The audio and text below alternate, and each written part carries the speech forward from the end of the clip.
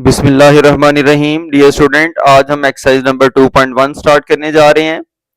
तो exercise number 2.1 में हम क्वाड्रेटिक इक्वेशंस के बारे में पढ़ेंगे। तो सबसे पहले जान लेते हैं कि क्वाड्रेटिक इक्वेशन क्या होती है। तो क्वाड्रेटिक इक्वेशन की डेफिनेशन लिखी हुई है, a quadratic equation is a second degree polynomial equation in one variable. इसका मतलब ये है कि ये एक ऐसी पॉलिनोमियल होती है कि जिसमें जो वेरिएबल है वो उसकी सबसे बड़ी पावर 2 होती है, 2 से ज्यादा नहीं होती। तो इसकी जो स्टैंडर्ड फॉर्म है वो कुछ इस तरह से होती है, a x square plus B x plus C is equal to 0। अब इसकी मुख्तलिफ सूरतें आ जाती हैं। If a is equal to 0, अगर हम ए को 0 रख लेते हैं तो ये हो जाएगा 0x square plus B x plus C is equal to 0। 0 को एक्स स्क्र से करेंगे 0 हो जाएगा, इसको हम छोड़ देते हैं तो ये B x plus C is equal to 0 हो जाएगा। अब ये क्वाड्रेटिक नहीं रही, अब ये हमारी लीनियर इक्वेशन बन गई है। अब हम इसको लीनियर इक्वेशन कहेंगे क्योंकि यहां पर जो वेरिएबल है यानी x है उसकी सबसे बड़ी पावर 1 हो गई है। इसी तरह अगर हमारा b इज इक्वल टू 0 आ जाता है तो ये a x square plus 0x plus c हो जाएगा।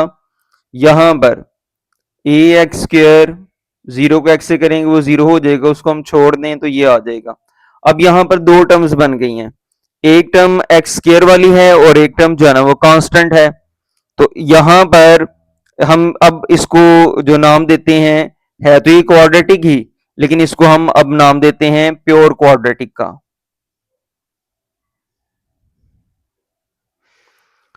डियर स्टूडेंट्स, क्वाड्रेटिक इक्वेशन को सॉल्व करने के तीन मेथड हैं जो हम इस एक्सरसाइज में बारी बारी पढ़ेंगे। वो जो तीन मेथड हैं उनमें से एक मेथड है फैक्टराइजेशन, एक है कंप्लीटिंग स्क्वायर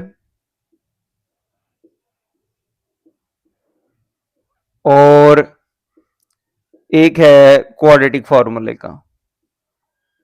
तो ये तीनों फार्मूलाज, ये तीनों मेथड हम यहाँ पर इस एक्सरसाइज में क्वेश्चन बाय क्वेश्चन जो है ना वो स्टडी करेंगे। Exercise 2.1, write the following quadratic equation in standard form. तो डियर स्टूडेंट्स, स्टैंडर्ड फॉर्म इसकी ये होती है a x square plus B x plus c, यानी हमने इसको इस तरह अरेंज करना है कि फर्स्ट टर्म हमारी एक्स स्क्र वाली हो, सेकंड टर्म एक्स वाली हो, थर्ड कांस्टेंट टर्म हो, यानी जिसमें एक्स ना हो। तो क्वेश्चन नंबर 1 का पार्ट नंबर 1 सॉल्व करते हैं। इंतहाई आसान सा है।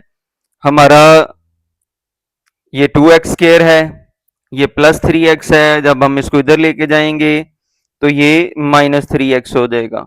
ये -1 है, जब हम इसको इधर लेके जाते हैं तो ये +1 हो जाएगा, इधर 0 आ जाएगा।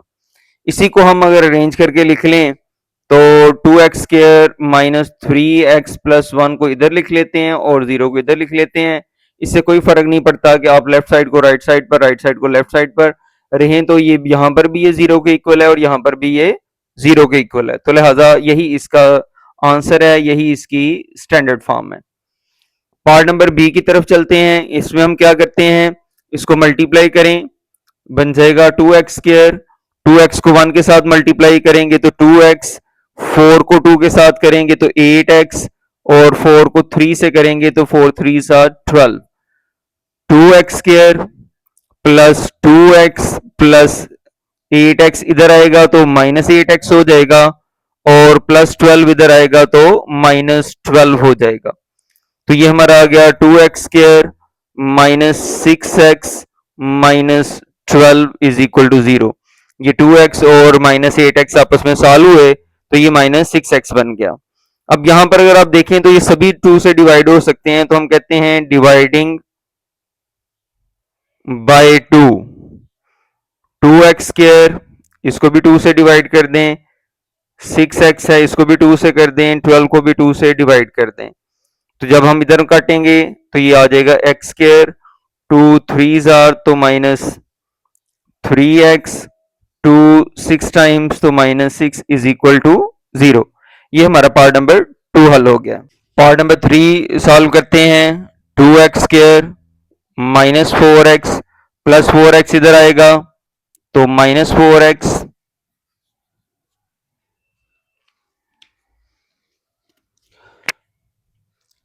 पार्ट नंबर 3 हल करते हैं। 2x² माइनस 4x, ये प्लस 4x है, इधर आएगा माइनस 4x, प्लस 7 है, इधर आएगा minus 7 is equal to 0। 2x² minus 4 minus 4 minus 8x minus 7 is equal to 0। ये हमारा आंसर है क्योंकि यही इसकी स्टैंडर्ड फॉर्म है। पार्ट नंबर 4 को देखते हैं। 4 को 3 से मल्टीप्लाई करेंगे, 4 3 आर 12, 4 को 2 से करेंगे तो 8 हो जाएगा 9x²। क्योंकि हमारे जो x² वाली टर्म्स है वो हमने पॉजिटिव रहने देनी होती है, इस वजह से हम 12x और माइनस 8x को उधर ले लेते हैं, तो ये आ जाएगा 0, 9x² प्लस 12x उधर आके माइनस 12x माइनस 8 उधर आके प्लस 8। तो ये हमारा हो जाएगा, अरेंज कर लेते हैं, तो 9x² minus 12x plus 8 is equal to 0। ये हमारा पार्ट नंबर 4 हल हुआ। पार्ट नंबर 5, पार्ट नंबर 5 को सॉल्व करने में हमें एक मसला है कि ये जो हमारा x है वो डिनोमिनेटर में है, तो x को डिनोमिनेटर में से खत्म करने के लिए हम दोनों साइड्स को x से मल्टीप्लाई कर देते हैं। तो देखिएगा उसके बाद क्वेश्चन कितना आसान हो जाएगा। Multiplying both sides by x,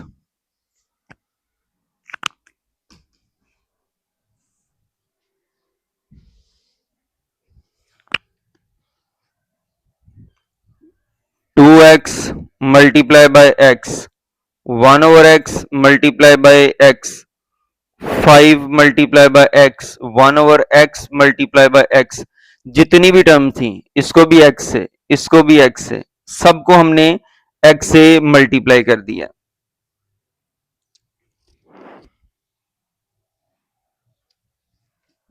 multiplying both sides by x, ये जो फर्स्ट टर्म है 2x, इसको भी हमने x से मल्टीप्लाई किया। सेकंड टर्म 1/x, इसको भी x से मल्टीप्लाई करते हैं।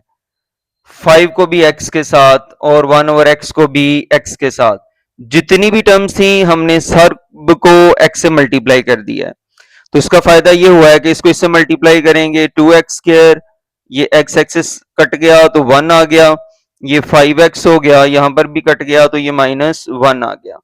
अब देखें ये हमारा डिनोमिनेटर में से जो x है ना वो खत्म हो गया। जब डिनोमिनेटर में से x खत्म हो गया है तो हमारे लिए क्वेश्चन को हल करना इंतहाई आसान हो गया है। ये 2x² प्लस 5x इधर आके -5x प्लस 1, -1 इधर आएगा तो +1 is equal to 0। 2x² minus 5x, 1 और 1 ये 2 आ जाएगा इज इक्वल टू 0। यही इसकी स्टैंडर्ड फॉर्म है। पार्ट नंबर 6 की तरफ चलते हैं।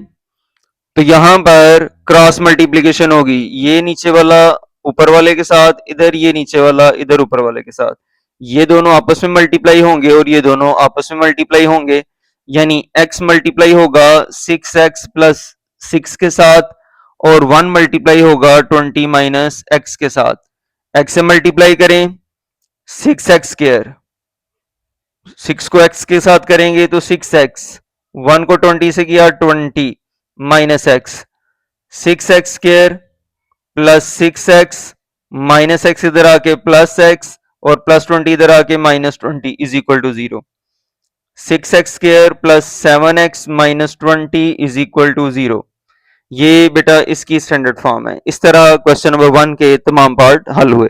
उम्मीद है आपको समझ आई होगी। आपकी दुआओं का तालब, मोहम्मद जमाल यूसुफ।